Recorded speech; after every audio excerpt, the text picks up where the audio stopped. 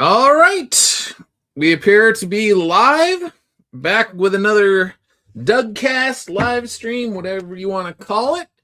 It's been a couple weeks since I last streamed, and some news sort of piled up that I figured was worth talking about. So, yeah, we got war. Figure I could talk about war in Iran. We could talk about crypto. Could talk about our old friend Joe Quesada back in the news. Talk about McDonald's arch burgers and CEOs. Talk about Mark Zuckerberg. Envious men who continue to weirdly obsessed about Eric July. I got a little personal story I could tell about this one dude. This one dude that's like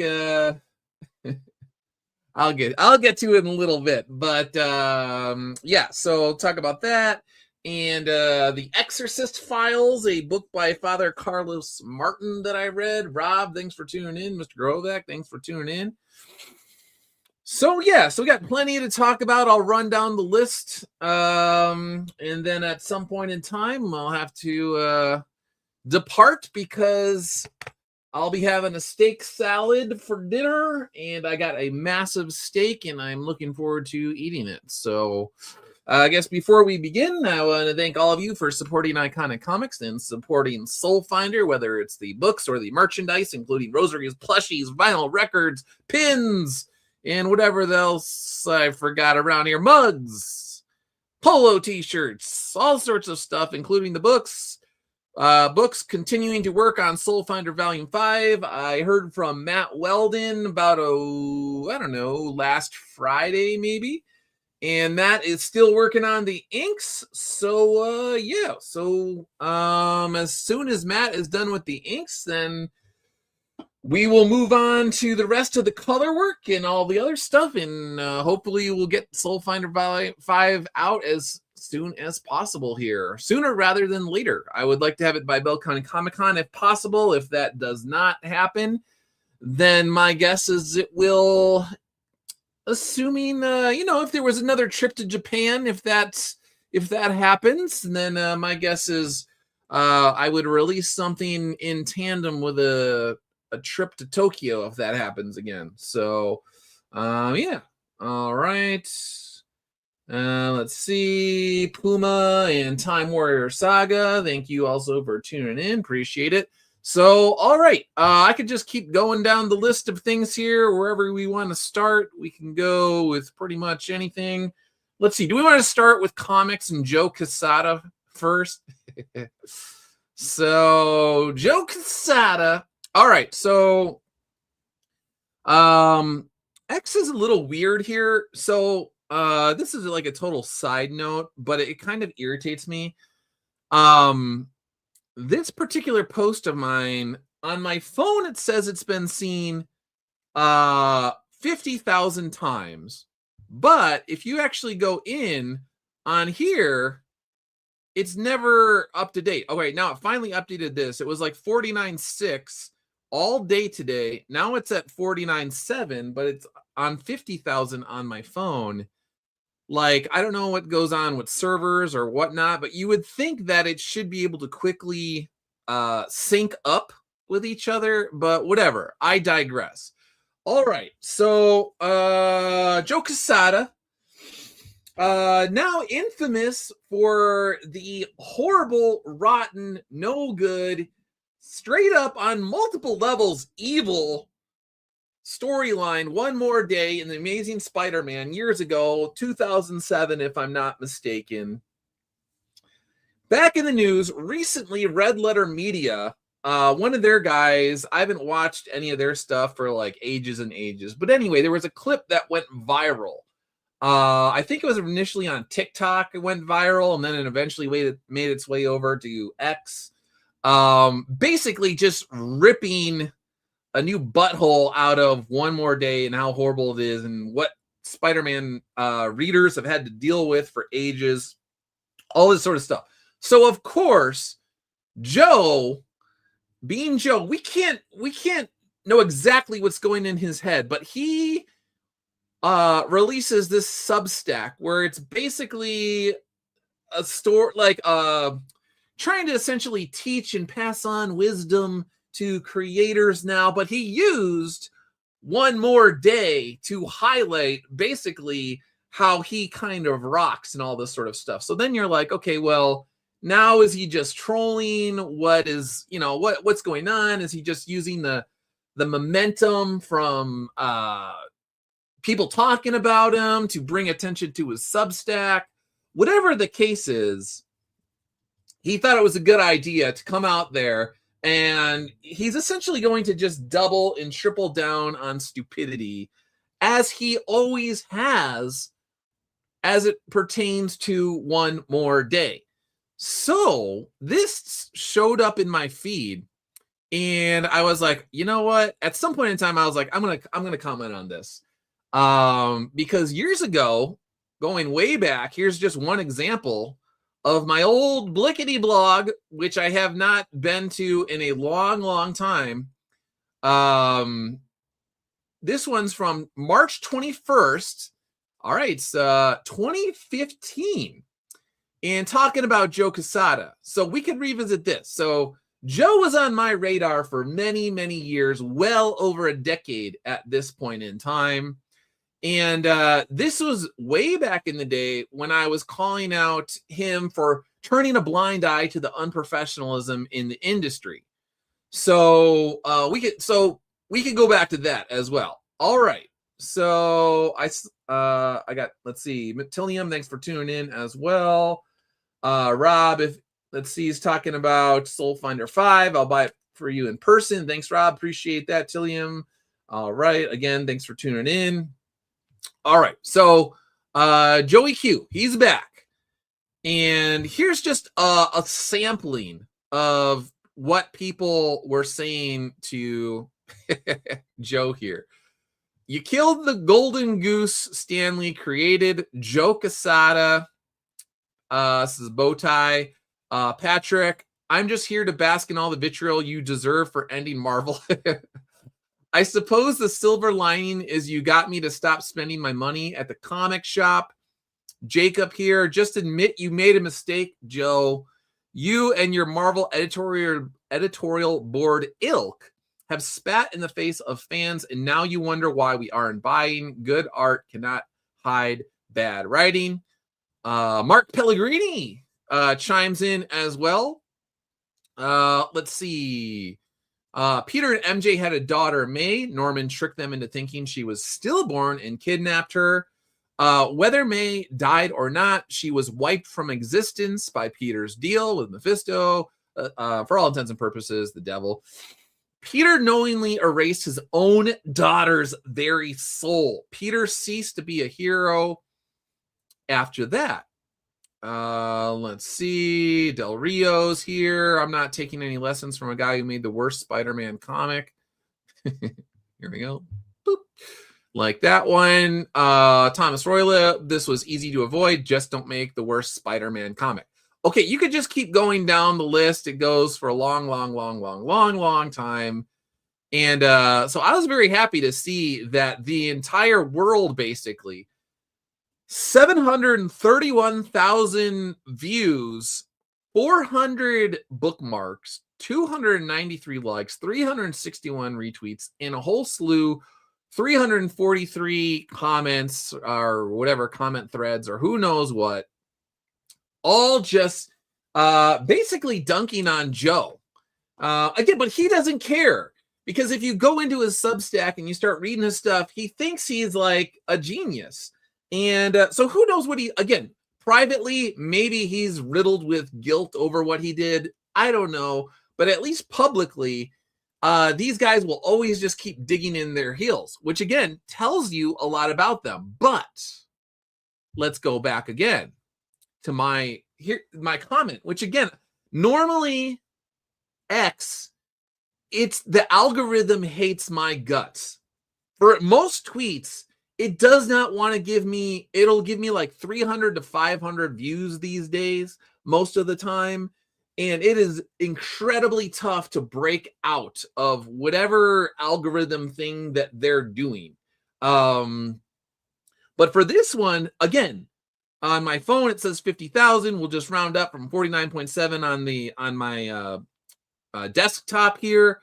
50,000 views, 335 bookmarks, whole slew of comments, shares. I was looking. Oh, let me read what I wrote first. All right. I was banned from the old Marvel boards back in the day for trying to have rational discussions about why OMD was a fundamental betrayal of Peter Parker. Mods dutifully removed, quote, problematic people, and guys like me were mocked by writers and editors. This thread is cathartic. It really was. Now, here's the thing. I was interested in who was retweeting this, who was liking it, blah, blah, blah, blah, blah, blah. And you can go and check them out. And I noticed that a lot of the people that were sharing this were in their early 20s or definitely below 30 years old. So now you're asking yourself, okay, what does this tell us? It tells us that there is a whole new generation. I'm closing in on 47 years old.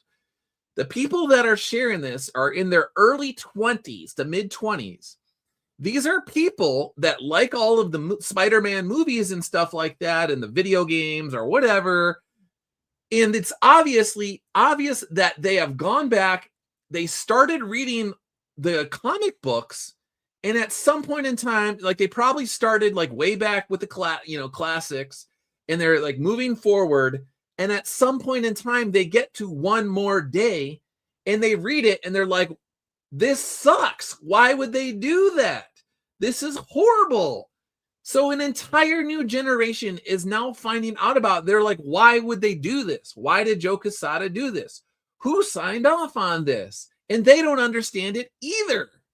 So that made me very happy to see. And it seems like people are fascinated by the idea, because again, they were too young when it first came out to really like be online or know what was going on, a lot of these people or whatever.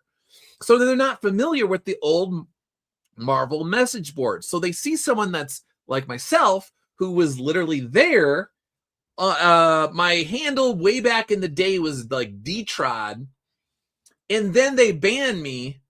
And then I came back as Solid Snake Eyes. So, but I don't know if they got rid of me again. Like they were able to know like my IP at like the mods. There was a mod who went by Dragon Wolf. And at some point in time, he was just like, nobody's allowed to talk about One More Day. And like all of this sort of stuff. And then you weren't allowed to talk about the falling sales. And you weren't allowed to talk about like how they started to come out with like 1 million variant covers to cover the cover the reality of what was going on with the books and all of the gimmicks that they were doing and all of this sort of stuff. So back when I was Dtrod, again, I'm like 99% sure it was like Dtrod something. I was at work.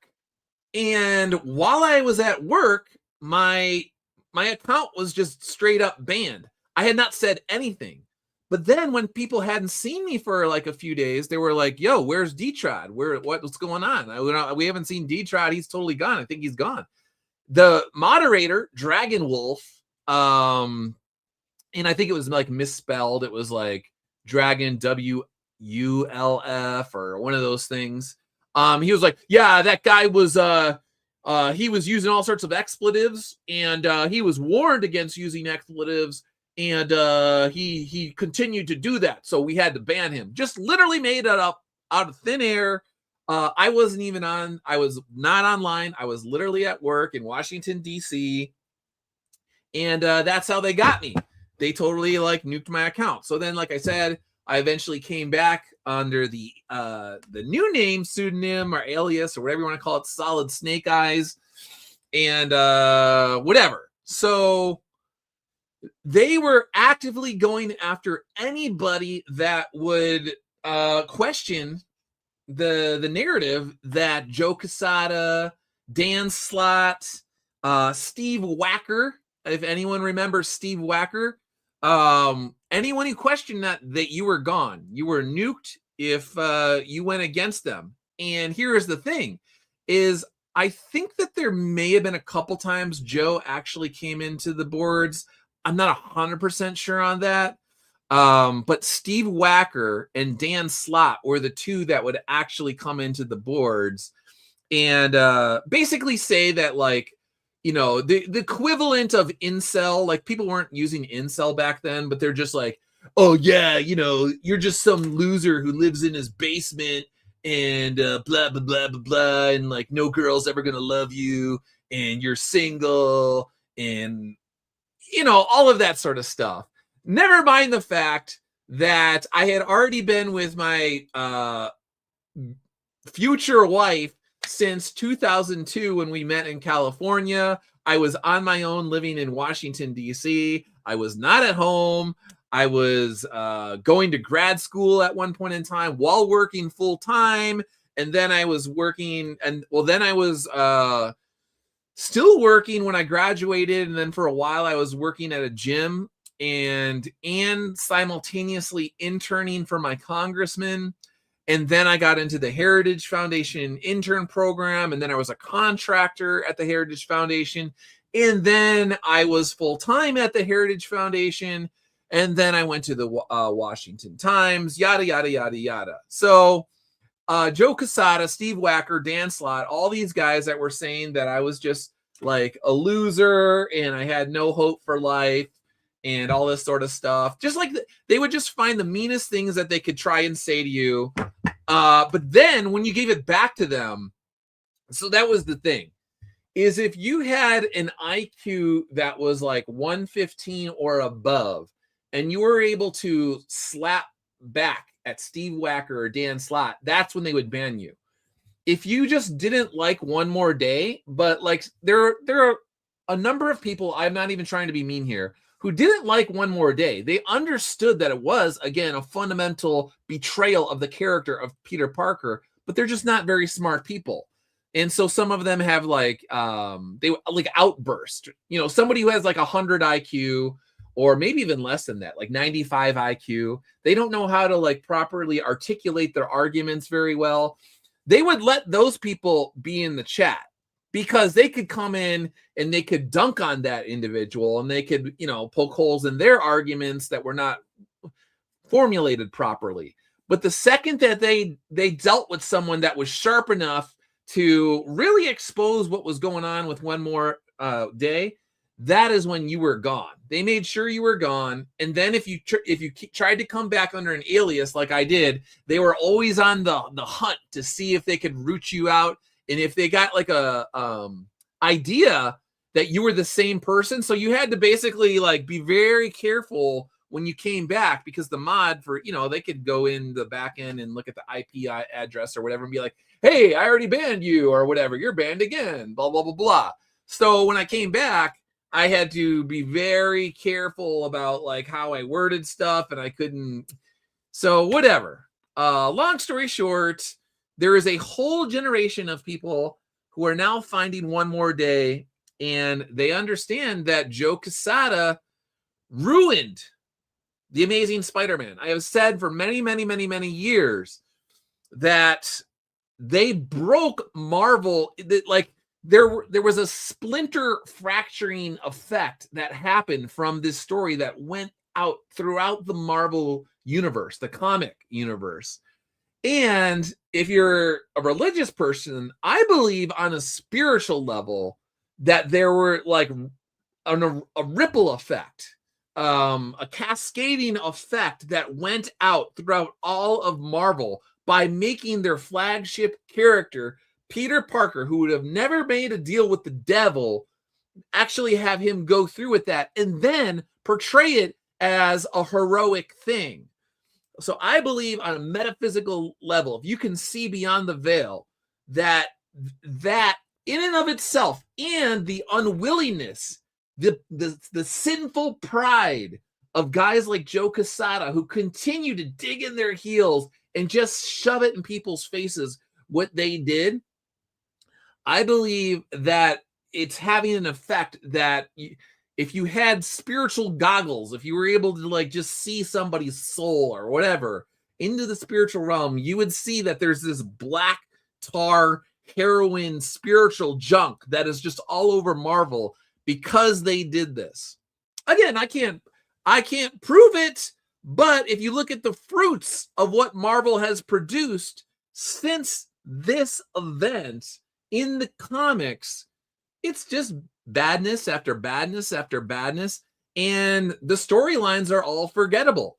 And I saw somebody in the Casada thread, they're like, I know you're going to try and say Superior Spider-Man was memorable, but it's not really that memorable. There's like a couple issues that were like, you know, decent or whatever, but it's not memorable. No one really talks about it aside from the fact that it was like, oh, Dr. Octopus became Spider-Man. Again, the one thing that they point to in the decade plus, almost 2 decades now, since One More Day came out, is that they turned Dr. Octopus, a villain who tried to enact a worldwide global holocaust. They put him into Peter Parker's body and portrayed him as the hero. Isn't that interesting? You make the deal with the devil, and then over the course of roughly 20 years, the only thing that you could point to is an evil version of Spider-Man as your great accomplishment since then. Again, I'm telling you, there is spiritual rot gut and decay all over the Amazing Spider-Man. What else do we got? The Paul guy who came in and all the Paul stuff. I was telling my wife yesterday, I am so glad that I stopped collecting, and I've barely been exposed to all the Paul junk. So whenever they have the Marvel previews, every once in a while, like they'll have like a free issue. So there was a Gang War issue a while back that was in the free previews, and I read that. And like every once in a while, like on a blue moon, I'll be like, I just want to just see what it's about. So like maybe I'll pick up like a single issue just to see.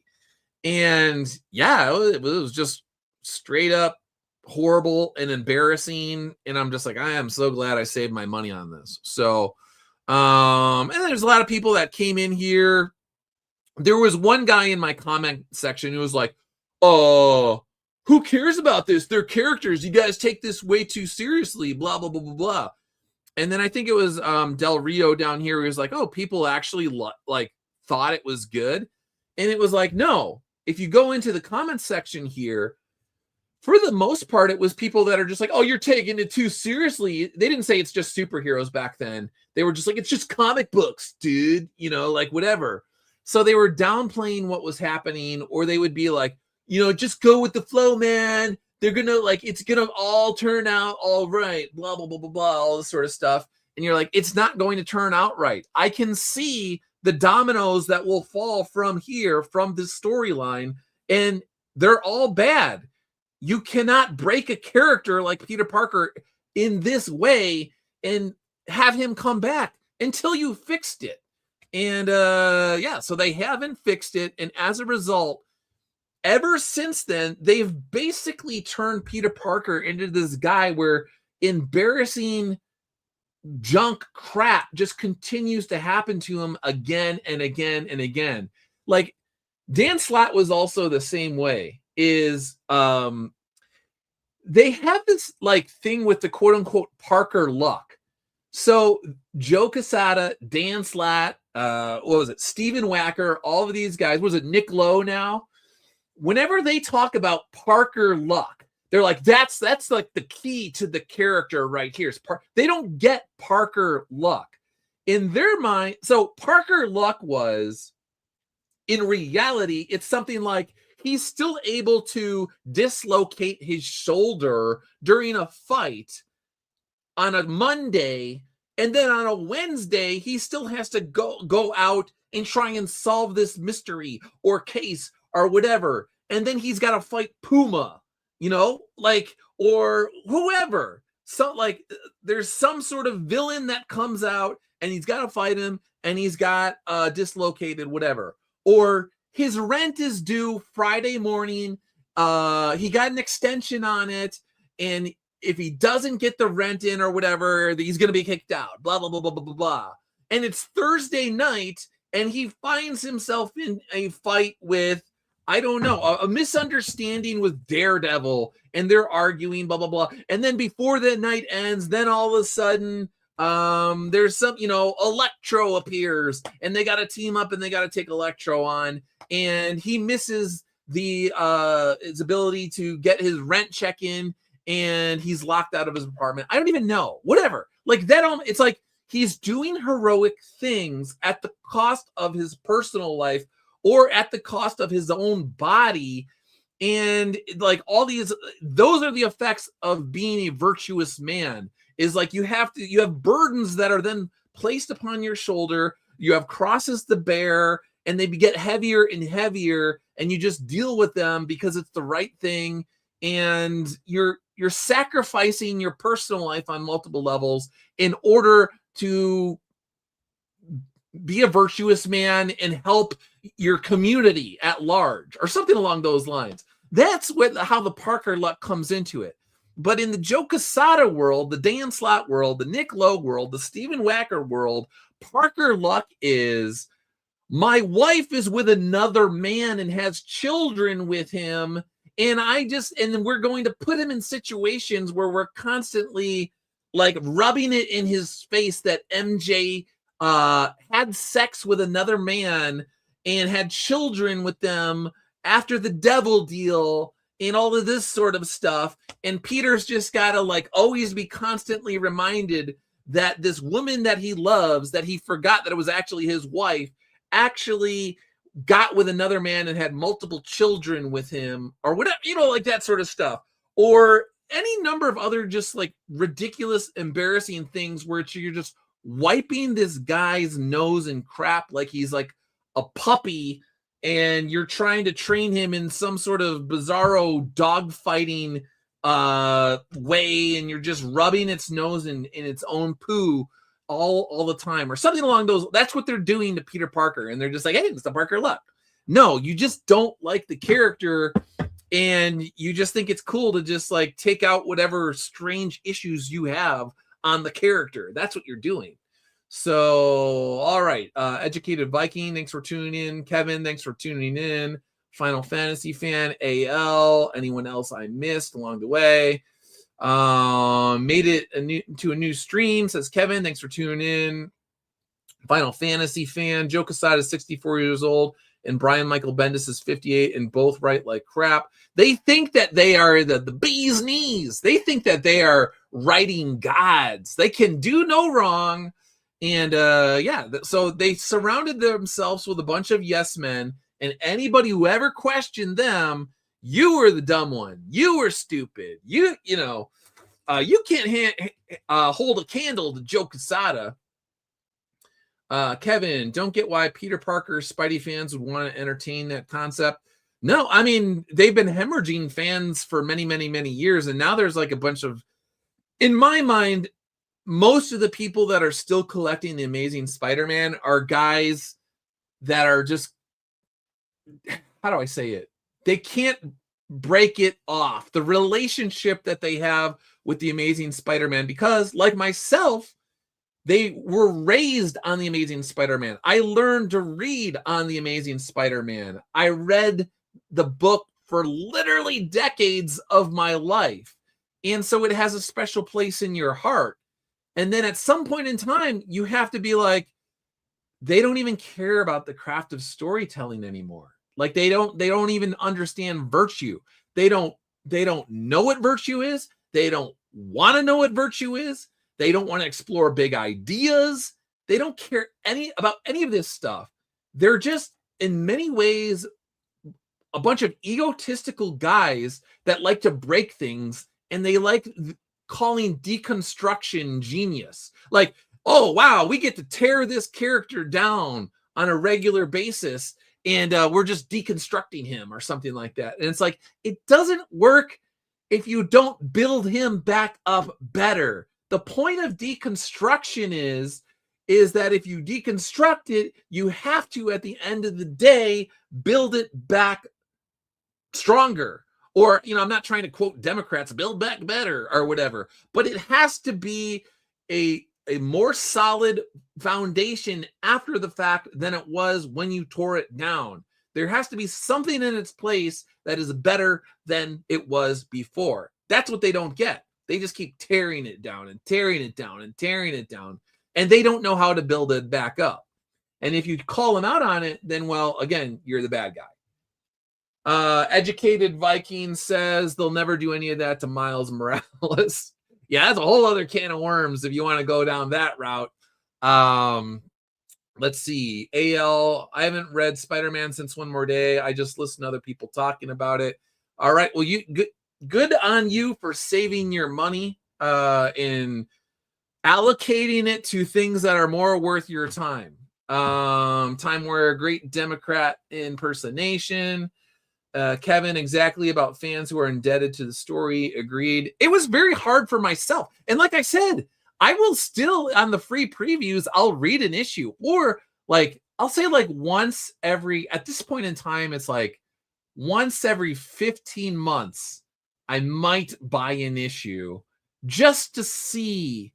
And on some level, so here's the other thing, is I want to see what the writing quality is. Like as a writer, as somebody who's doing and like releasing my own comic books at this point in time, I do like to somehow like see what other people are doing and what's up and just look at it from, I try to be as objective as possible and say like, okay, are we turning the corner here? Are there actually serious storytellers that are coming back to Marvel? What is the quality of the art?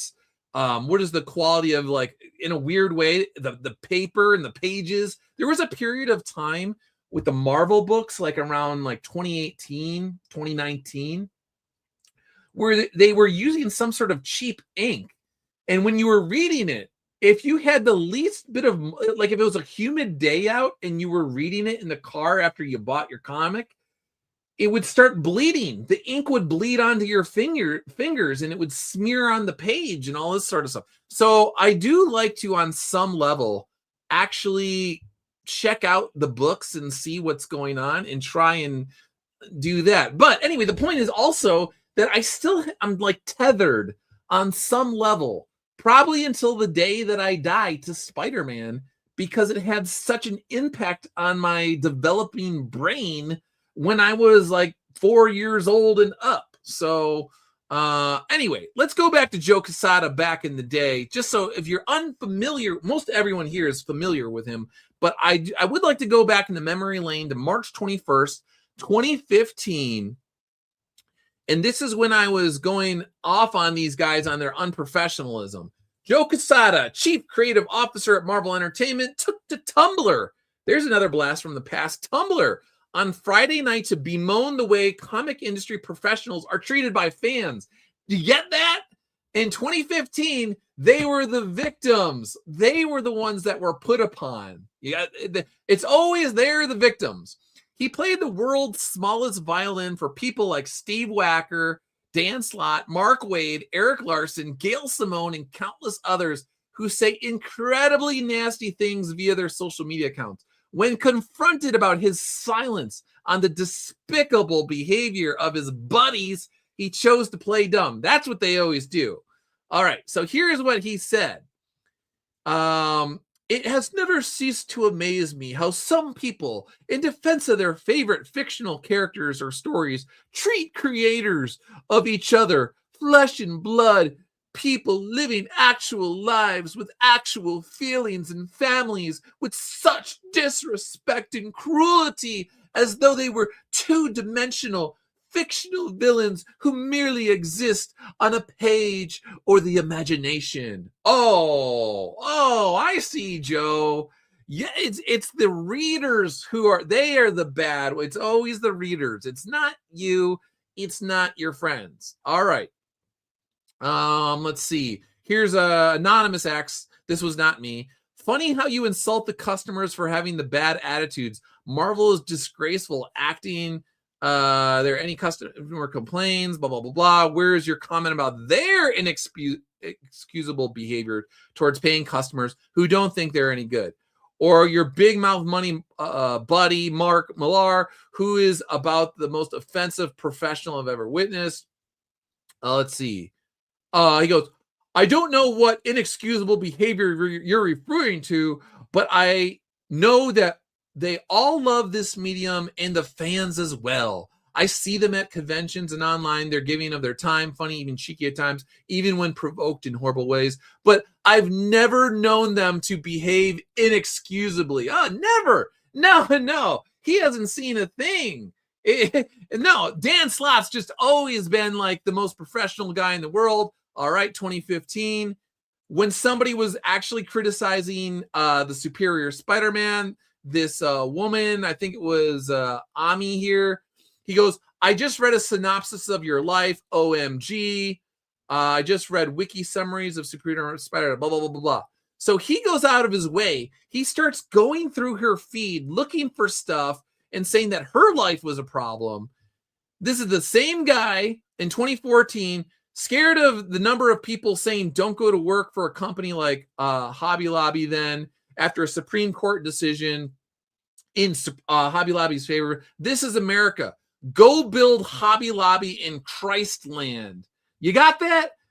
When Dan Slott was greeted back in the day with Supreme Court decisions that he didn't like, that defended the right of Hobby Lobby to have the benefits packages that it wanted, that was in line with the faith of its owners, then Dan Slott wanted to go around and tell people that they should go to quote unquote Christland. Okay, so now note, I'm pretty sure that if a group of mostly Jewish individuals won a court case and I told them to go to quote unquote, again, if I was acting like Dan Slott, quote, Jew land, Dan Slott would find that rather repugnant. The same goes for a request to go to quote unquote Muslim land to a group of Muslims. But hey, Mr. Quesada has never known Dan Slott to behave inexcusably. So that's the thing, is all day for years on end, Dan could go and take shots below the belt at Christians. But if you ever did that to Jewish Dan Slott, well, you know, your account would probably go down the memory hole. You would be, oh, okay, let's go on to, who else did we have here? Let's see. Oh, Eric Larson waiting for Easter and, making sure he's got to share the post about Easter bunnies that are having bloody stool eggs on Easter that hatch Christ. All right. So this is what they used to do all the time to Christians. Again, you try and do that to Jewish creators, try and do that to Muslim creators, and see how they would react to you. The double standards always. Mark Wade, Republicans who be about Obama wasting time on Between Two Ferns while their party votes 51 times to repeal Obamacare can go F yourselves. Got that? So Joe Quesada never sees unprofessionalism from creators, but guys like Mark Wade, if you disagree with him on healthcare policy, well, then you could go, according to Mark Wade, go F yourself. But if you ever clap back at this guy, if you ever give him a right hook or a little jabby jab to the face, a little uppercut, rhetorical uppercut, when he says stuff like this, well, then, back in the day, you were the bad guy. All right. So very interesting. Let's see. Gail Simone doing the same sort of stuff back in the day. Yada, yada, yada. So again, all these guys, oh, here we go. Tom Brevoort. Let's go to this one. Back in the day, where's another one? Tom Brevoort says OMD's devil deal was, quote, medicine for the fans. His hubris knows no bounds. Here's Tom Brevoort. The medicine may not taste good, but if it makes you better, then you need to take it. Tom Brevoort on why Marvel refuses to undo one more day. Got that? The devil deal. The deal with the devil is your medicine. You better take that. You better, that's so good. I I love that syrupy Satan medicine. It tastes so good. Right, Tom? All right. According to Tom Brevoort, deals with the devil are fan medicine, and if they don't like it, then they're just recalcitrant fools. Let's see. Editors like Brevoort know no bounds. The reason why so many horrible stories go forward is because they think they're beyond reproach. Marvel's Orwellian message boards, there we go, were long ago cleared out evidence of just how much Peter Parker fans detested the story, but at least one can still go on sites like Amazon and read some classic one-star reviews. Let's see. One example. Yes, boys and girls, you are now told to believe that your hero makes deals with Satan, sacrifices his wife to keep his 80-year-old aunt alive, who would pinch his head off if she knew what he did. And that now, in his new reality, Peter Parker, a.k.a. Spider-Man, Mr. Responsibility, just shacked up with live-in lover, even tried to make a baby with her, but never got around to marry her. Yeah, it didn't work out. They split up and they're moving on, whatever. Here's the bottom line. Tom Brevoort and his team of geniuses killed Peter Parker's marriage, and the story still stunk. Then they literally killed Peter Parker off for over a year and made Dr. Octopus the book's hero. Nothing says good reads like making a deal with the devil and then making the villain the hero. Then Marvel brought back Peter Parker and made him a supporting character in his own book with Spider-Verse. Was Mary Jane the problem all along, or is it narcissistic know-it-alls like Tom Brevoort? Years ago, doctors gave women thalidomide to alleviate nausea during their first trimester. Their babies were then born with arms and legs that were too short and incredibly deformed. If Tom Brevoort were a doctor, he probably would have been the guy who gave out large doses of thalidomide to pregnant women.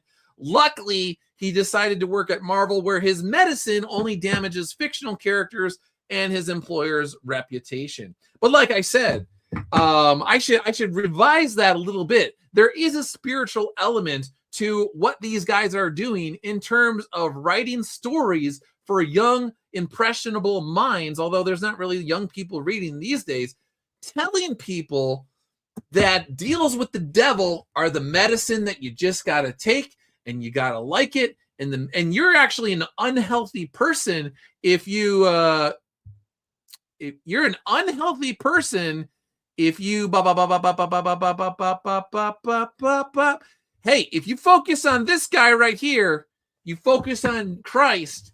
If you wrap your life around Christ's teaching, you are sick and you need medicine. And the medicine that you need from Tom Brevoort and Joe Quesada is a deal with the devil.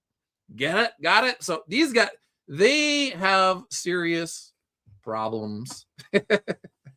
Final Fantasy, yeah, sure. Medicine being smacking fans of Spider-Man across the face just because you lost your wife and projected onto them for life. I never really looked into that, but I heard that Joe Quesada was going through a divorce at the time that he destroyed Peter and MJ's marriage and all of that sort of stuff. So if that is true, which I've heard that countless times, and I've never seen anybody push back against it.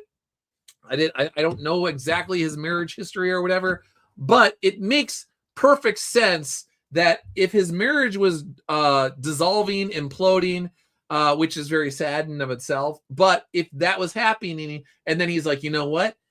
If I can't be married, then nobody can be married. We're gonna take out Peter's marriage, and you know what? I want Peter to be going on hookups like he was 20 years old again with a Black Cat or whatever, and who knows who else that he was hooking up with at the time, blah, blah, blah, blah, blah. And then, I mean, you could even go to Dan Slott, who used to make all sorts of weird fetishy comments about Asian women and stuff like that. And then all of a sudden, Peter Parker was being fed sushi by his random Asian girlfriend. And then the little person that he had, I forgot her name, Marconi or something like that. I think she was part Asian. And then there was Silk is Asian as well. And then Peter and she had pheromones that made them want to just constantly have sex with one another. So it was Dan Slott was making these random kind of skeevy comments about Asian women here and there. I don't have the energy to go and try and find them. And we all know that Dan Slott loves to like say like out of line things, and then he would delete his tweets and all of this. But I know he used to make skeevy tweets about like Asian women. He probably doesn't even like think, like he's probably just like, what are you talking about? They're not like his lack of self-awareness. He does have a very high lack of self-awareness, so there's that. But he would say these things, and then all of a sudden it's like Peter is on the ground, and there's an Asian woman it's got sushi and chopsticks, and she's like hand feeding him like he's a little baby. Goo goo gaga. I weirdly like love you, but like I want you to feed me sushi. It was super creepy. Anyway, again, all of these guys, everything's like flipped upside down. Up is down, down is up, left is right, right is left, and everything's like inverted with these guys. So anyway, I don't know where this picture. Hopefully, this is an AI, but even if it is, this picture of Christ is pretty darn cool. Okay. So we got through Tom Brevoort, Memory Lane. He was another one. Let's see. Is there any other ones? This is a Soul Finder back in the day. Dan Slott exposed by Tom Brevoort. Okay. So I should get back. I should do another blog post one of these days. Maybe I'll do one on Joe Quesada. Who knows? My nose is suddenly stuffed up and it's hard for me to talk right now. Mr. X, thanks for tuning in. Howdy. Sci-Fi is in here. Let's see, because they were both bitten by the same spider, if I remember. Blah blah blah. Yeah, whatever the case was, they came up with like, oh, you both have pheromones, and now you just, was it Cindy? Was her name? Cindy can't, resist you, and every time we see each other, we got to make sure that we, we hook up real quick before we take on the bad guys. Jim. I don't think Joe Quesada was divorced. He was married at our Marvel years, and he's still with. Yeah, that's like I said. I've seen that again and again that he was getting a divorce, but I've never seen anyone say that's not true. So you're the first person I've ever seen. So I in my commentary, I want to say I'm with a high probability that I have never mentioned the divorce stuff because I wasn't 100% sure on that. And I just never had the desire to like really delve into it. But there's definitely something going on with him where he was adamant that the marriage had to be broken up. And for years, the Marvel editorial, they'd be like, you know what, the marriage is just like, it's just too hard to tell these stories when they're married. And it's like, that's not true. There's plenty of examples. Educated Viking says he's divorced from reality. Actually, that's a very good one. But what was I going to say? Oh, there was plenty of examples where marriages were done properly, including Peter and MJ back in the day, in the late 80s and like early 90s with Todd and all of this sort of stuff. And people are like, well, Todd's not a good writer, blah, blah, blah, blah. And it's like, okay, Todd's not the greatest writer in the world, but your writing is immediately elevated if you know how to write. If you have a healthy relationship between a man and a woman, and you can like convincingly write newlywed, like speaking of people that like just wanted to hook up with one another, like it makes sense if you're a newlywed. You're young, you're attractive, you're a superhero, your wife's a supermodel. You just came home, you take off your shirt, you got your six pack, you got your pecs, your wife is just absolutely stunner. She's a 10 out of 10 or whatever. Yeah, those are two people who are married that, they might, all of a sudden, Peter's going to hook up with his wife. And people would like that.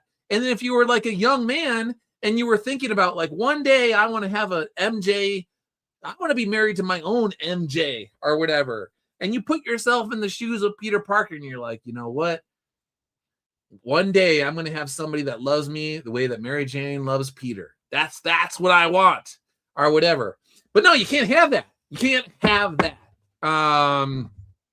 You just have to be a perpetual bachelor for eternity, just having an endless row of women hooking up again and again and again and again and again and again and again until it just becomes like something out of the Twilight Zone, where at first you thought it was like the greatest thing ever, and then after you've hooked up with like 999,000 women and you just see this like zombie body every time you're looking at a woman, I could just go on and on. So that is what the editors at Spider-Man want for Peter Parker. They want him in a Twilight Zone episode where he just continuously just has sex with a new woman who then he disposes as if she's just like a blow-up doll or I don't even know what, or some sort of like clone.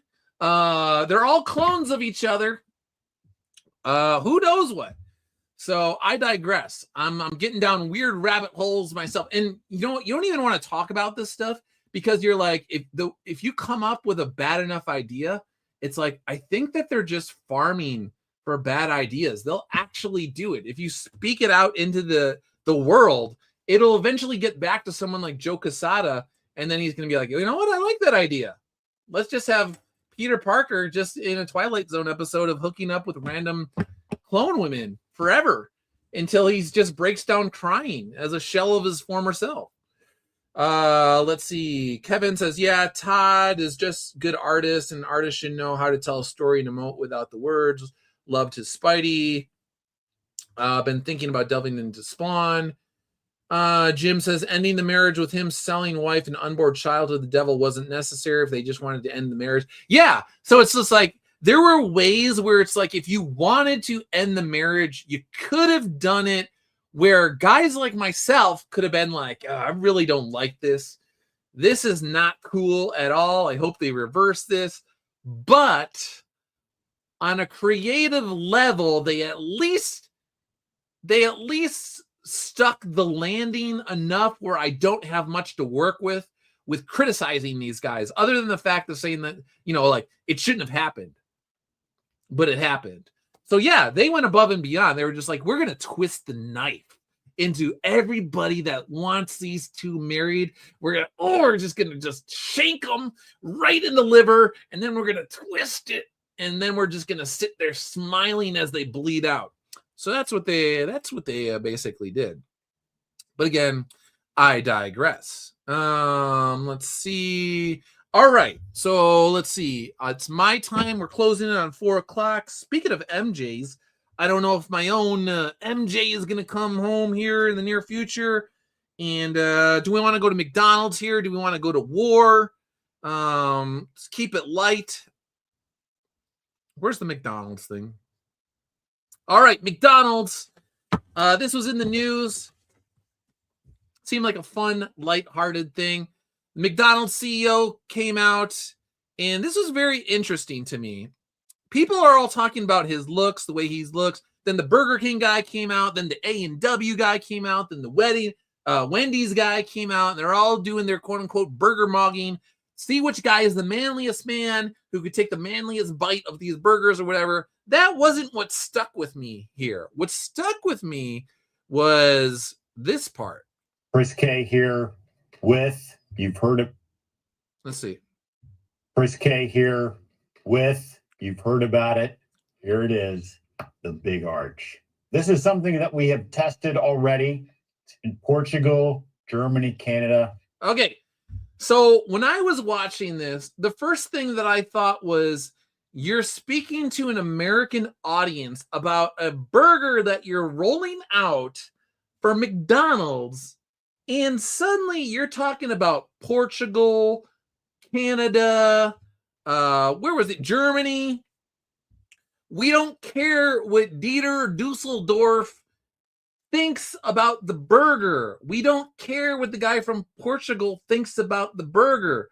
I don't care what the Canadian guy thinks about the burger for Americans. If you were going to pitch a burger to Americans, the first thing that you should say, if you're going that route, is like, hey, we tested this in Chicago. We tested it in Philly. We tested it in Detroit. We tested it in Tampa. We tested it in Miami. We tested it in Denver, across the United States, from sea to shining sea. All of that sort of stuff. Like, this is the burger for Americans. But there's this thing now where you're just like, we tested it in Germany. Like, that didn't make any sense to me. So that was interesting. But then the interesting thing was this guy, McDonald's. If you look at McDonald's, they're located on like highways across the United States. Why are they on these main interstate highways across the nation? It's because truckers and people that are on vacations with their family and all this sort of stuff.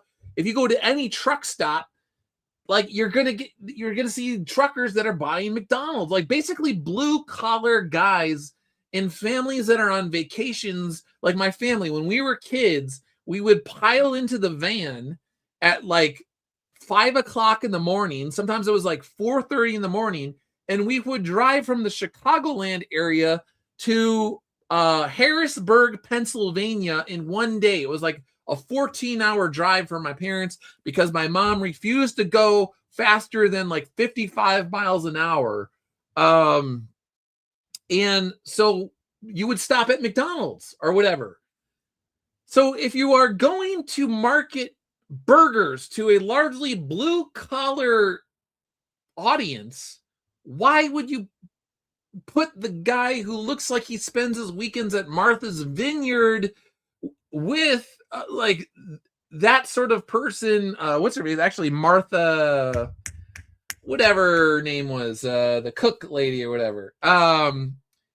All of that sort of crowd. It's like this Northeastern, whatever. And then he like, you can tell he doesn't even eat McDonald's on a regular basis. Oh, that's what I was going to say.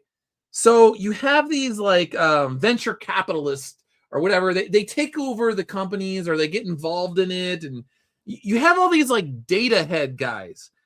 And all they do is try to figure out, they don't even like think about people like they're actual flesh and blood human beings. Kind of like Joe Quesada was, when he was trying to cast himself as a victim. He's like, we're flesh and blood human beings. It's like these guys, they're just trying to figure out how to cut as many costs at McDonald's as possible while still being able to call themselves McDonald's. If you look at the burgers over the course of like years, they keep getting smaller and smaller and smaller and smaller and smaller. They don't even look anything like they used to back in the day. So all sorts of stuff has changed about McDonald's. And now you got this guy. I was saying on my feed, if you wanted to actually have an all-star McDonald's campaign, this is what you would do. You would bring Michael Jordan back.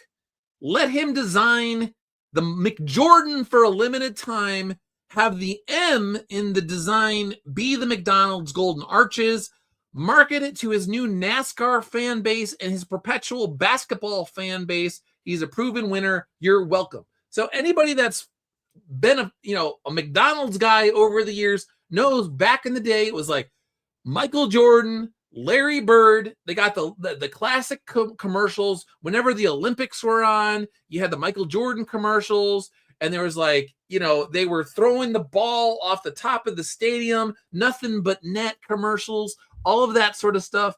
Proven winner. Michael Jordan's got global appeal. Back in the day, Michael Jordan, Americans, black, white, Republican, Democrat, old, young, no matter who it was, you knew who Michael Jordan was. You knew he was a winner. He had charisma. He had three-peats, blah, blah, blah, blah, blah, blah.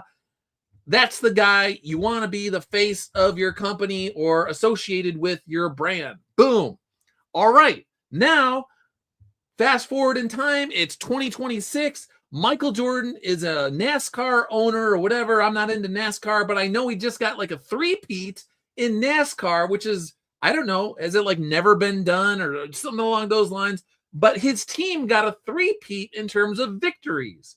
So Mr. Three-peat in basketball, double three-peat with the Bulls back in the day, now has a three-peat in NASCAR. He's super popular again. There's all sorts of news stories with this guy celebrating it up with his NASCAR team or whatever. He's a winner again in an entirely new generation. And if you even wanted to just break it down, first of all, again, he transcends race in many respects and politics. But even if you wanted to be like, well, you know, most of his basketball fans are going to be black guys or blah, blah, blah, blah, which is not true, but whatever. If you wanted to break it down that way, it was like basketball, black audience, they're going to want the McJordan. Then you go to the NASCAR, and if you're going to play the race game or whatever, you're like, oh, they're mostly white, blah, blah, blah, blah, blah, blah, blah. Okay, well, he's got the black audience, he's got the white audience, he's got the NBA, he's got the NASCAR. He's literally got everybody under one roof. He worked with McDonald's in the past. Boom, put him back in there, and you will have a successful McDonald's campaign with the McJordan. I'm telling you, if they do this, limited time only, that's what you want to do. And then say you're Burger King, say you're Wendy's, say you're Arby's, say you're who was that? A&W, all these sorts of guys. Bring in someone like Shaq. Bring in UFC's Derek Lewis, one of these like heavyweight guys who has charisma, who says like crazy junk. And you could have the Shaq Attack burger for Burger King or whatever. Shaq has charisma. You have him with his giant Shaq hands just taking a burger. You could even make it like a Shaq size burger with a Shaq size bun in a Shaq size box. And it's got all this sort of stuff, and it's just bursting at the seams, and it's so humongous that even Shaq has a hard time eating it. And it's a limited time, and you just walk into Burger King, and you're like, give me the Shaq Attack, or something along those lines. And he's the spokesperson for it. You're going to have a winning campaign on your hands. Why is this so hard? These guys are paid big money, these CEO dudes, and the Burger King guy just looks like the older brother of the McDonald's guy who just happens to be a little bit more like he's cooler. Like he moved to the West Coast. He grew up in Maine, and then he went to the West Coast. He moved out to Los Angeles, got a little bit of a tan, hangs out at the gym a little bit. He put on a little beef with just like the beef of the patties, the flame grilled patties of the Burger King. He's got like a nicer smile. He's more natural or whatever. So he's the cooler older brother at Burger King. But they're still related to one another, and they still don't give off the blue collar vibe that you're going for with your audience. Just because you're the CEO, it doesn't mean that you can be an influencer. I was telling my wife that it is like people think that anybody can just be a quote unquote influencer. And while many of them do actually pay to, have certain audiences, and then at a certain point people just get behind them because a lot of people are like sheep. A lot of the influencers, especially the food influencers, you can tell that they live and die and they bleed Burger King ketchup or whatever. They bleed McDonald's special sauce because they love it so much. If you found these people that like just go all over the place, there's people that just go around the United States eating rotisserie chickens and stuff like that. They love rotisserie chicken. That's what they're all about. That they every single day they wake up, they're thinking about rotisserie chicken. That's the guy that you want to be behind your chicken business, like Popeyes. Find that guy. Get him to go into your restaurant. Pay him whatever you got to pay him to be your spokesperson. And that's how you get a winning chicken campaign.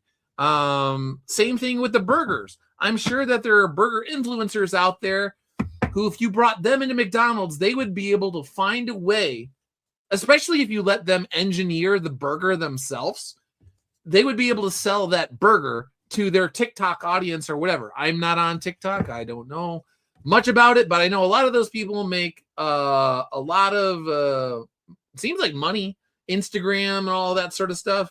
They have huge accounts, but I digress. Let's see. Final Fantasy. If you're spending all this money to make food, why go out of your way to go to other countries, let alone overseas countries? Well, that is an interesting thing. So like I was recently in Tokyo, and I did not go to the McDonald's in Tokyo. I think Tim and Mark did. But McDonald's has historically allowed the McDonald's around the world to cater their menu to a local audience. They have a certain amount of leeway to do that, which is actually really smart. But again, in Tokyo, say you have a thing where they just like really like the taste of shrimp, or they like certain like fish sort of stuff or whatever. It's not going to play the same way in Detroit, Michigan, as it would in Tokyo, Japan. So again, the CEO, who is weirdly citing Germany and Portugal for an American audience, that's what I'm definitely not getting that at all. You would think he would be smart enough to talk about an American audience for an American burger. Time Warrior Saga. I understand why he wouldn't take a big bite, but this is just a horrible ad. I miss the 90s commercials. They were so much better. Maybe they should get a McDonald's of Japan to do it. Yeah, McDonald's Japan, they are on point with their ads. If you have never seen their ads, they're crazy, but crazy in a good way. They're often weird, but they are outstanding. So, what was going to say? Oh, and the guy with the big bite was going to say, so before these things go live, they always have their lawyers look after them. Like they go over them with a fine-tooth comb. So somebody somewhere along the line should have been able to tell him, like, hey, dude, okay, your messaging is fine. You didn't say anything that'll get the legal department in problem and, give us headaches. But from a pure marketing standpoint, let's do another take. Let's not, like, you got to take a bigger bite of this, man. You took like a little bird bite and you passed it off as if you were taking like a manly man bite. This is not going to go over well. But again, he's the CEO. So what does that tell you if he's surrounded by yes men, going back to Marvel, Joe Quesada, Steve Wacker, Dan Slott, Nick Lowe, all those guys surround themselves with yes men? You don't want to be in a situation where you can't tell the CEO that, hey, you're taking little birdie bites and you're speaking to an audience that doesn't want little birdie bites. You should, we have to redo this until you take a monster bite of this burger and it looks natural and it looks like you just love this burger and it's having an effect on your soul in a positive way. Okay, that's what we need to do. And if you can't do that, we'll find somebody who can, but that's what needs to happen. Let's see. Mad Ginger is here. Dude, Doug, love your Soul Finder. Keep it up. Well, thank you. All right. Well, real quick, you gave me a perfect opportunity to plug Soul Finder. So if you haven't purchased Soul Finder, Demon's Match, Black Tide, Infinite Ascent, Tunnel Hounds, Noctis Terrari, Warcry, various, if you want the Dave Dorman covers, or you want the Eric Canetti covers, or you want the Rodrigo Aviles covers, you want the Alejandro Mirabal covers, etc., etc., etc., they're all there. And if you want to pray, we got the rosaries for you. You want to listen to music, we got the vinyl records. If you want to just wear yourself a pin, you got that. If you want to be looked over by an angel, we got the Seraphim plushies, all at Iconic Comics. Did I do a good enough job there with the shameless plug of Soul Finder? Thank you, Mad Ginger. I appreciate that. Funny fact, they did multiple takes. Check out the fries in the beginning and in the end. Oh, that is actually really bad. If he did multiple takes and that was the best take, that's pretty sad. But again, I digress. All right, so we have covered the McDonald's CEO. We have covered Joe Quesada. There was, speaking of Soul Finder, there was a guy. Where was it? In one of these threads, and I don't think he was talking about Soul Finder. I think he was talking about indie books in general, but he was just like, oh, your books suck or whatever, blah, blah, blah. And again, I'm pretty sure he wasn't talking about like this is just a guy who doesn't like indie comics in general. And I'm just like, really? You want to say that, first of all, if you didn't give me any specifics on the writing, I'm pretty sure you didn't read it at all. But if you're talking about the art, Dave Dorman's art doesn't suck. Timothy Lim's art doesn't suck. Eric Canetti's art doesn't suck. Matt Weldon's art doesn't suck. Alejandro Mirabal's doesn't suck. These are all very cool artists doing very cool things. Rodrigo Aviles, the Tunnel Hounds cover, pretty freaking awesome. Eric Canetti cover. I could just keep going down the list, and I just ignored him. So yeah, whatever. Oh, okay. Speaking of, yeah, let's go to the Eric July thing and these sorts of people. So Eric July, these guys, speaking of people, so there's this guy, Sean James. He's got a YouTube channel. He comes in and he says, so there's the Shine Comics guy. He really likes the Rippaverse. Okay, blah, blah, blah, blah, blah. Sean James here. Making millions of dollars doesn't mean ISM is good. The book has some of the worst writing and art in the history of comics. Again, this is Sean James. Just because you can pay for over 400 pages of content you got through YouTube grifting doesn't mean any of it is good. Let me tell you a story about Sean here. Eric July, you don't think this is a bit unfair to longtime professional Cliff Richards, the history of comics? Now, again, this guy, years ago, Sean, I found his YouTube channel in around like 2017, something along those lines, 2017, 2018. I didn't know a whole lot about him, but he was coming out with a campaign. He has his own books with his own art. You could look at the art yourself to see what you think about it and see if it matches the level of art that Eric is putting out, okay? But when I first ran across this guy's channel, he was whining and crying about not being able to get traction with an audience, and he needed his book. He had a new book coming out. He was launching a campaign, and he was all worried, blah blah blah blah. People don't support indie creators, and they need to support indie creators, and all of this sort of stuff. I clicked the link because he was an indie creator. And he was like, doing the sob story sort of thing. And I backed the book. All right. But this is before I like really looked into him. So then I start going through the rest of his channel.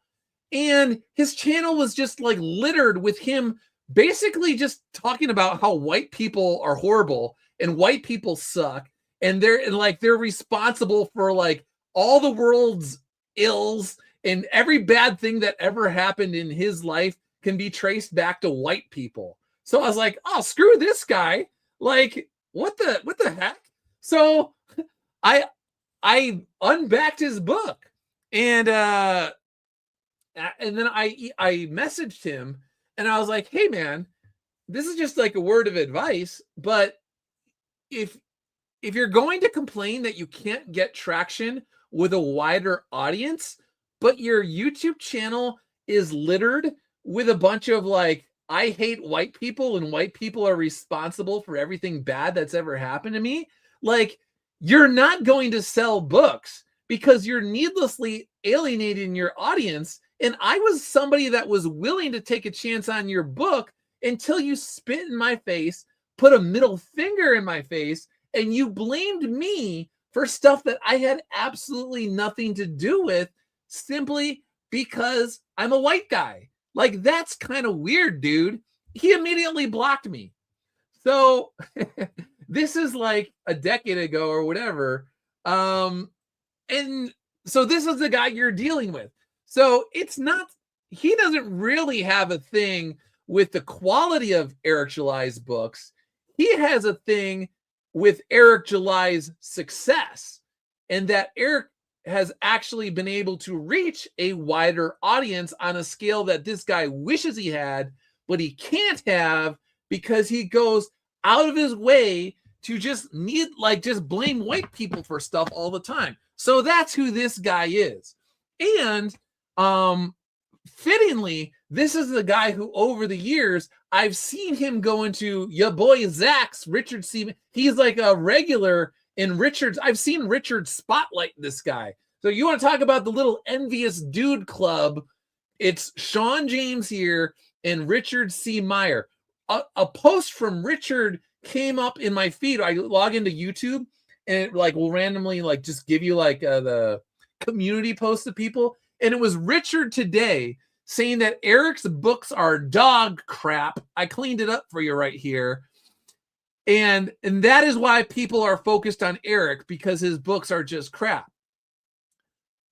But your boy Zach, Richard C. Meyer, is the guy who literally said back in the day that Eric's Rippaverse was his favorite comic universe that he did not create. So back in the day, Richard C. Meyer, your boy Zach, was telling people how much he loved Rippaverse and Eric's books. And then he deleted all of that, and now he says they're dog crap. Okay? So which Richard is the real Richard? Was Richard just lying before? Or is Richard just really envious that over the course of time, he blew it with his own audience, and Eric basically has picked up that audience? Way back in the day, Richard was perfectly fine. You know, people always used to be like, you know, if you got 1,000 plus regular indie comics readers, you're set, man. You're set for life. You can just keep doing your books, and hopefully, you know, you'll strike gold one of these days, or, you know, every once in a while you'll strike gold with an indie book. But for the most part, as long as you have 1,000 plus backers, you're good to go, man.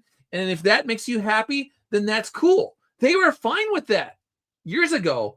But when Eric July made millions and millions of dollars on his early campaigns, and then he like duplicated it, then all of a sudden, and then they saw that Eric's backers and the money that Eric was making did not translate in the way that they wanted into sales for them.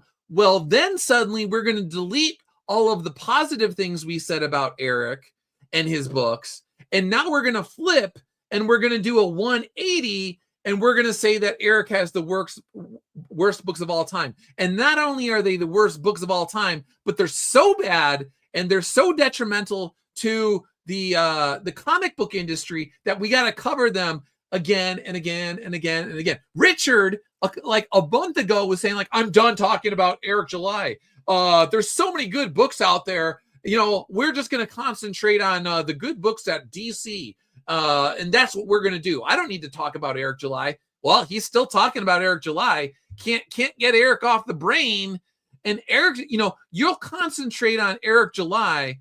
But how much did you spend on Joe Quesada continuing in 2026 to double down on deals with the devil and destroying Spider-Man? So yeah, Eric July is more of a threat to comic books than the people who go to bat and they're apologists for deals with the devil.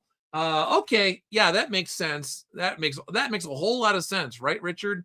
Whatever, dude. Let's see. Kevin, didn't know your boy actually said that about Rippaverse and then backtracked. He deleted thousands and thousands of posts and uploads and all sorts of stuff. Basically, he whittled down his channel to 100 videos. And he, again, over the course of years, he had thousands. Like, there were periods of times where he was doing like 3 videos a day. And he would do that for like a week on end. So they're all gone, all down the memory hole, flush. The only Richard that exists now is the left-wing Richard that sounds exactly like Dan Slott and Joe Quesada and Gail Simone and all that sort of stuff. Very weird. But again, envy will do strange things to your brain. Tillium, Soulfinder is definitely a great story run. It is perfect. Is it perfect? No, but certainly knows the direction the story is going. Yeah, no, and I will never claim that it's perfect. I have continued to refine my craft with each book as it continues to go on, and I have learned quite a bit over time. Yeah, I'm really happy with where we're going with it. I'm happy with the art on Volume 5. The inks that Matt has done so far are exquisite. Rodrigo is doing a great job with the color work. We got Stephen Cummings. He's done a bunch of like religious work with it. Rodrigo is doing another piece. He already did a piece that'll likely be a back cover, but he's doing another piece that it will most likely when I see it will be worthy of a front cover of some kind. And as long as things work out, I believe Eric Canetti will have a piece for me that will probably be a cover as well. Like I'm thinking that'll be like the hardcover. I don't know. We'll see. But Eric Canetti is probably going to do another piece for me that will, if it's anything like the Noctis Terrari quality work or his work on Absolute Batman, speaking about DC, Eric Canetti did a couple issues. I believe it's issues 17 and 18 with Poison Ivy and Absolute Batman. Anyway, that's going to be cool. So, yeah, we're continuing to just do our thing. Kevin says Zach's moved into liberal territory. Yeah, dude. He is basically like Bizarro Richard. He did a 180, and he still weirdly will like make posts about Mags Visaggio and Joe Glass and people like that. But like for the most part, he's got all the liberal talking points down pat, and he deleted everything. You wouldn't know that once upon a time Richard was casting himself as like Mr. Republican, I'm the well-adjusted Republican war vet, blah, blah, blah, blah, blah, and I'm the conservative guy on the block, and I'm down here in Texas doing comics, and I want you to support my books. But now, these days, he loves taking shots at religious conservatives, Christian conservatives, and all of that sort of stuff. So, which is really weird because I believe that Richard actually needs a bit more Jesus in his life. If we look at some of the choices that Richard's made in his life that is public by his own admission, and some of it not.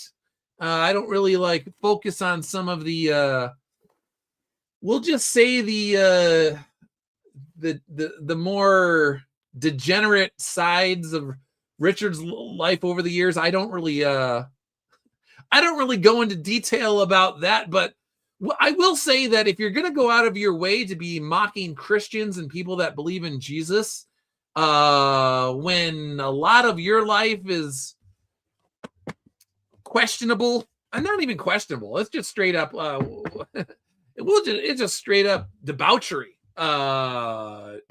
just straight up filth, dirty stuff. Come on, dude. I mean, at some point in time, the Christians are going to call you out. I'm trying not to, but hey now. Let's see. Captain Cummings is in the chat. Richard was your everyday conservative running as a semi-popular Twitter account in 2016.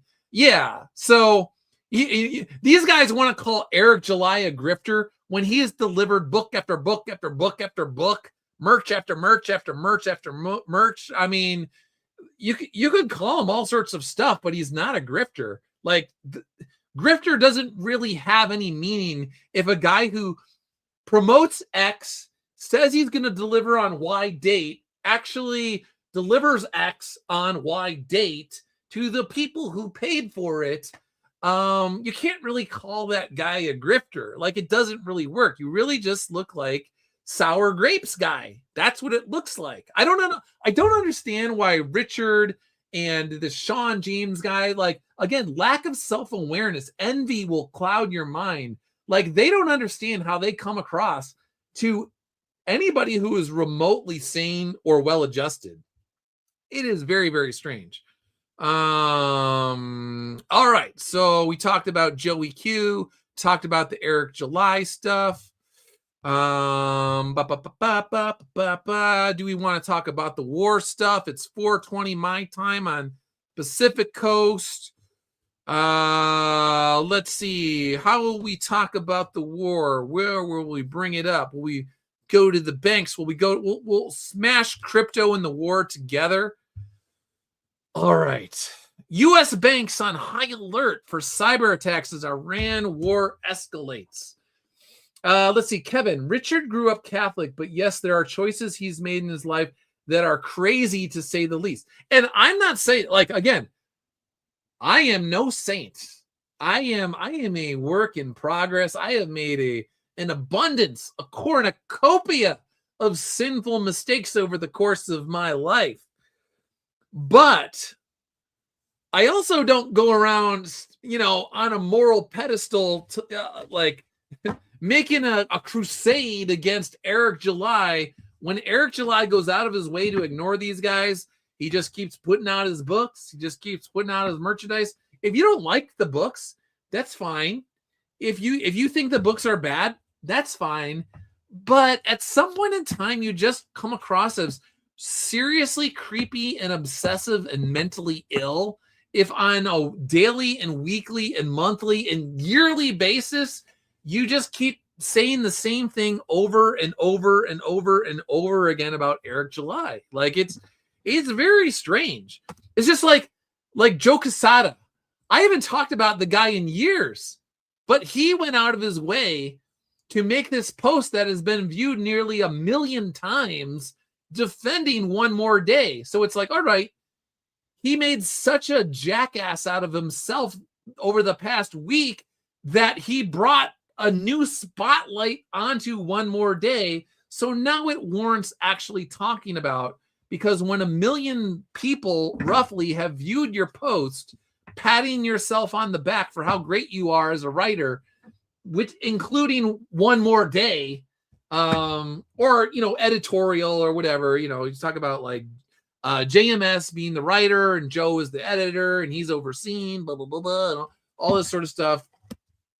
Yeah, if you want to go and put yourself on a moral pedestal, Joe Quesada, Richard C. Meyer, at some point in time, people are going to call you off and somebody's going to it's a flimsy moral pedestal at that. All you got to do is like, boink, just like flick you with a index finger. We won't say middle finger. We'll say the pinky finger, boink. Just tap you and you're going to fall off that moral pedestal because it's really high and it's made of sand. Captain Cummings, nobody likes One More Day, not even the Marvel employees. Yeah, it's like somebody had like the gun to the back, like, you better say this. You better go out there and defend One More Day, because if you don't, try getting another gig at Marvel, buddy. Let's see. Educated Fighting. If Eric is grifting with his comic company, then he's playing the really long game before he skips out. Eric is good to go for a long, long, long time. Richard now does this thing where he's like, he's only got 1,000 backers. Again, you used to say back in the day that you only needed 1,000 backers. So, and if you look at your recent campaigns, like, didn't a dude, I don't even know if Richard broke 100 backers on his latest campaign, the LAX or whatever it was. Like, didn't he only get like 75 backers or something? I don't know. Whatever it was, like, you can't focus on the attrition rate of Eric's backers, the ones that like he got when all the stars aligned perfectly in terms of indie comics, in terms of like right-leaning media coverage, in terms of YouTubers being all on the same page at the same time, who weren't quote unquote SJWs, who weren't woke. Like, there was like a golden window of time opportunity where everything just came together perfectly with the launch of the Ripperverse. And that's not even counting all the work that Eric did in terms of his music career, in terms of his political commentary, building his channel, blah, blah, blah, blah, blah. All of that sort of stuff. Everything came together at the perfect time when he launched it.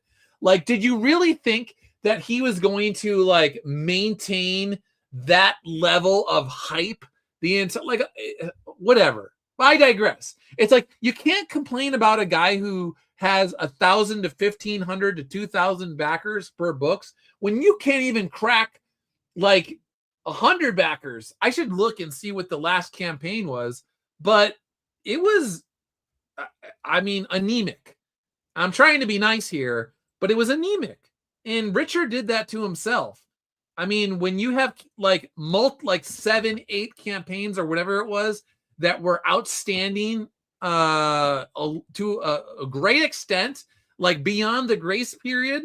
I know Richard is sensitive about people that saying anything remotely close to Christianity these days. I said grace period, Richard. Are you going to do a post now about Jesus using AI art, making fun of people that actually, profess that Jesus Christ is the Son of God, died on the cross for our sins? Whatever. So let's see. Okay. So Reuters, U.S. banks on high alert for cyber attacks as Iran war escalates. Few things on the Iran war here. No matter what you think about the Trump administration, whatever you think about the Iran war decision that's going on right now, I find it very interesting that you have people who are crying over Islamic terrorist state, police state mullahs who filled political prisons and execution like quads with people over the course of many decades. Like, you don't agree with the old, like, Islamic state type of situation where the ayatollahs are telling you exactly what to do. You got to wear the full-on burqa. You're covered in black head to toe. You can't go outside unless you're accompanied by a man at all times and all of this sort of stuff. And if you remotely say the wrong thing, well, what? We're firing squad for you, or you're going to be like, we got the hangman all ready for you, blah, blah, blah, blah, blah, all that sort of stuff. When I see people that are shedding tears over the end of an Islamic regime, like, it's kind of weird to me. So I'm not shedding any tears over the end of the Ayatollahs. There's that. And if you've never spoken on the political executions, the political prisoners in Iran, but now all of a sudden you have an issue with the mullahs, like, come on now. Ridiculous. The other thing that I would say is that the Trump administration, whether you like the decision or not, they have very clearly outlined their objectives for what they're trying to achieve. The Bush administration, the Obama administration, and then Biden, when he just like had the ridiculous Afghan pullout, disastrous, with the guy falling from the cargo plane to his death on video. The Bush administration and Obama administration, they just had this like general like war on terror, just like the war on drugs. This is like this vague thing, like, we're going to win. Okay, what are your objectives? We're going to win. But what are your objectives? What are you using as something where we can actually have a measuring stick in terms of success and failure? We're going to win. Okay, well, you're not giving me anything. The Trump administration has said, we're going to make sure that their Navy is decimated. We're going to make sure that all of their anti-aircraft material and all of their missiles are no longer a threat to anybody outside of their borders. They're gone. The mullahs and their regime are essentially all these radical Muslims. We're decapitating all of the current leadership and all of that sort of stuff. So those are three objective things. Like, once you have those things, they said something like, essentially, they can pose no threat to anybody outside of their borders any longer. And it will be clear that they will not be able to carry out any sort of significant military operations outside their border for like the next decade. We're gonna make sure that they are a non-issue. It's moot for like the next 10 to 20 years. And then we're out of there. We're gone. So that's something where you can judge it. You can disagree or agree on whether that's like, those are good objectives, but they are very clear objectives. And once they complete those, they can leave. And so I would rather have somebody who puts forth something where we can have like, it's quantifiable. It's like, okay, did you do X, Y, and Z? Yes, you did X, Y, and Z. Did you say you were going to do X, Y, and Z? Yes. All right. Well, that's interesting. We can argue all day about the consequences of those things, but at least they're giving us clear objectives. And going back in time, let's look at what the Obama administration did. The Obama administration literally flew in on like cargo planes on pallets, something like $1.6 billion worth of cash for the mullahs to try and get them to play nice in the neighborhood. That was what they publicly said. But somebody was a Time Warrior Saga was talking about money laundering and all of that. Yeah. So the Obama administration just literally gave these guys pallets full of cash, which they then use to fund terrorism around the globe, money laundering, and just cause all sorts of chaos and upheaval in the neighborhood, causing problems. So, I mean, Obama administration just straight up funding a terror state.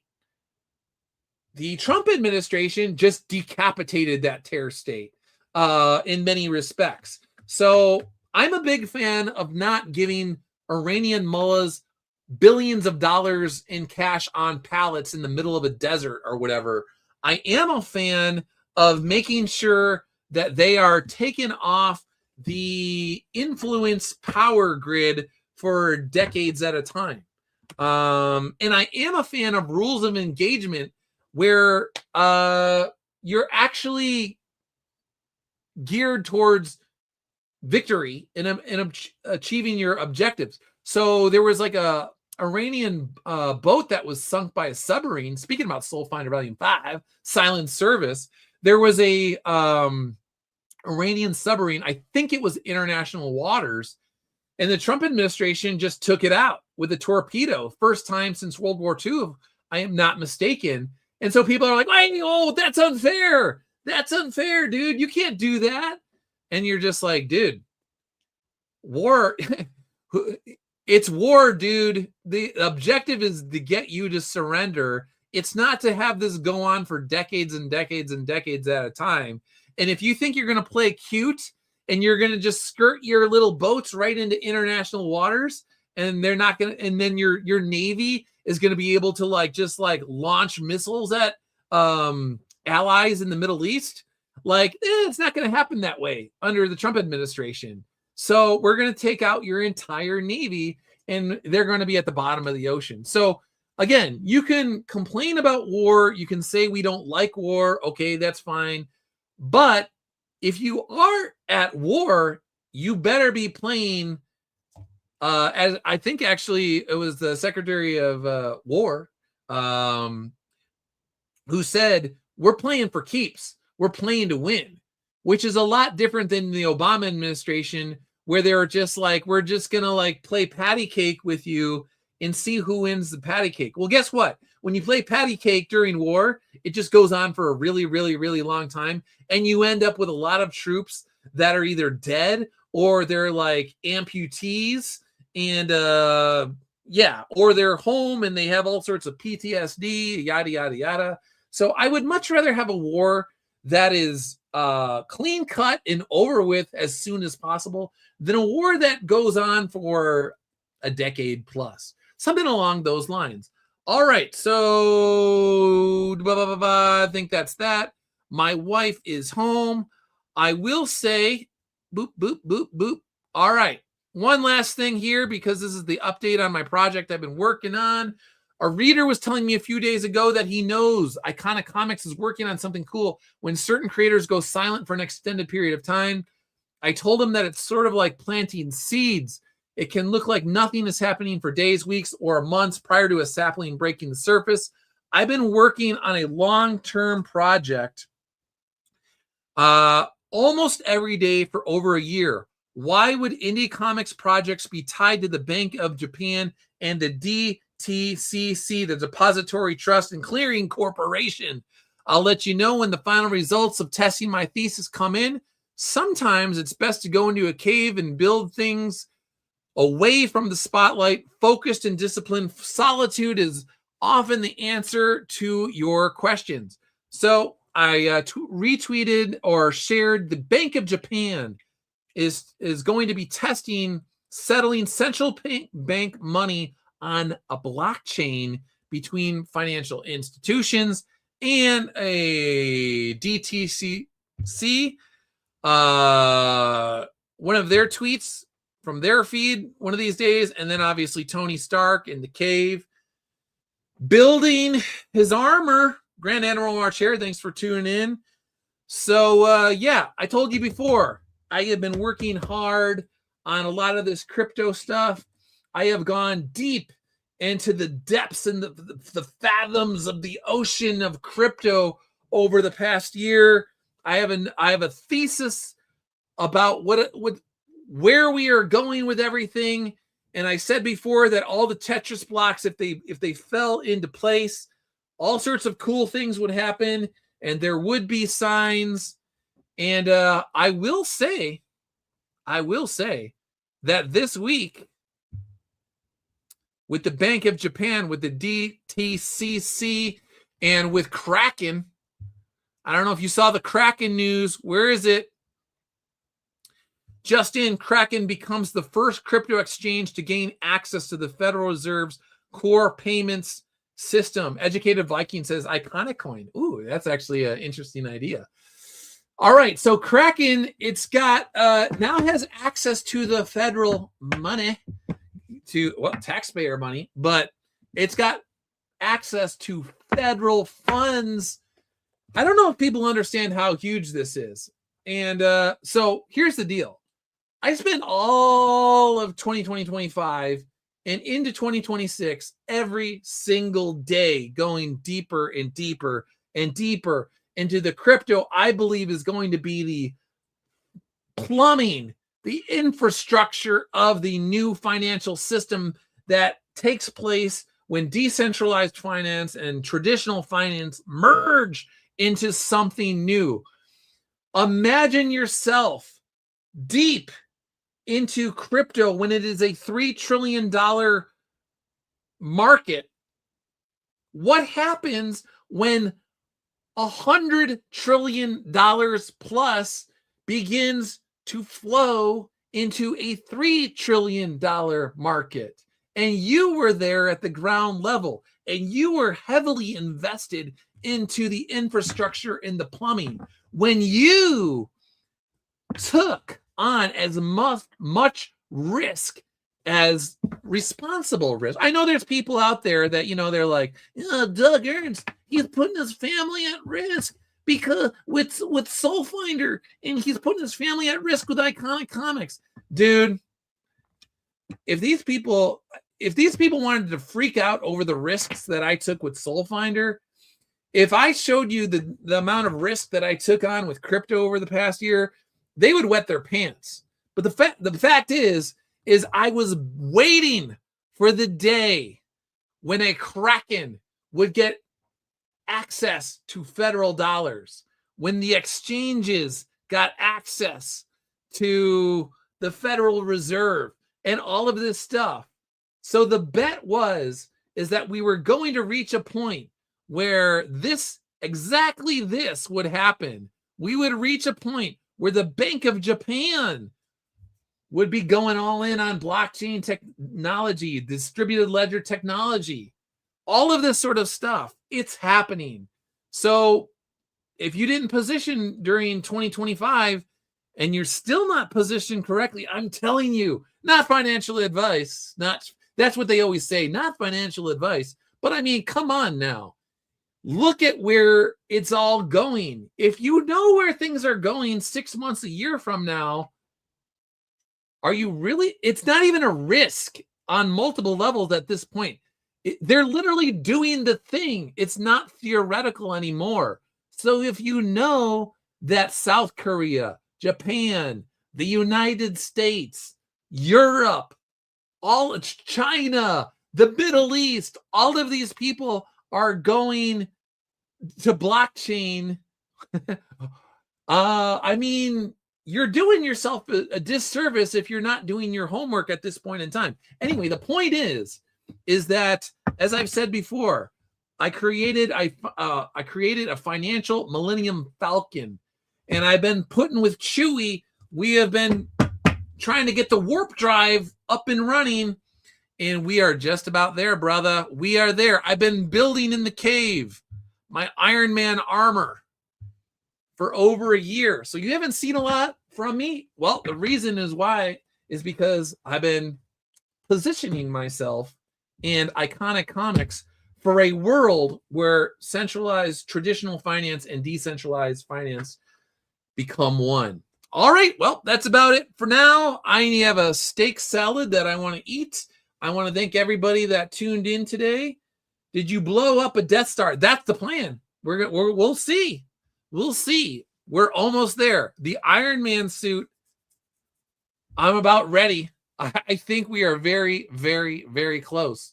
But my timeline was 2030. So I think we are ahead of schedule.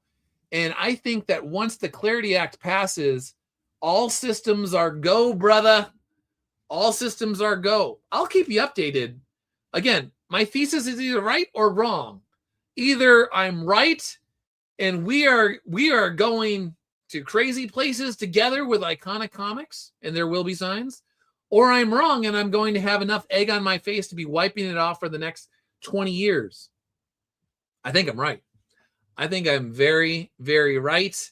And I can't wait to go on a creative journey with you all throughout space and time. Whatever you want to say, Iron Man suit, whatever. I think we're going to be going places. So we'll see. We'll see. But I'm glad to be here with all of you. Thank you for tuning in. I really appreciate it. I'll be back with another stream in the near future, and I will see you later. See ya.